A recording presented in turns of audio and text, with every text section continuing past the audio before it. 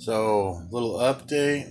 I got a ground plug wired in now to a ground block terminal. And then my stepper motors are all shielded, and they have a pigtail for the shield. Comes out right there. I am going to pin these instead of doing the soldering and shrink wrapping. I didn't like that. And then, so that's all going there to the outlet, to the ground plug on the outlet. And then I went ahead and shielded the gantry. It's down there.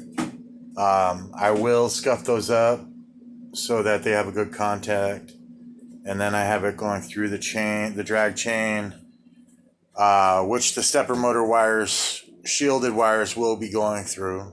And then it goes to the drag chain to this one, up to the can.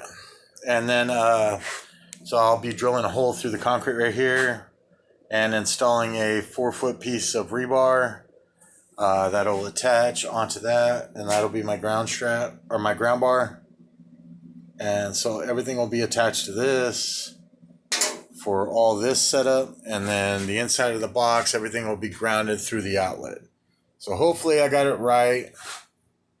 And I also put these ferrite things on everything. So I have a whole box of them. So hopefully it'll stop the intermediate stop and just fix some of the little minor problems.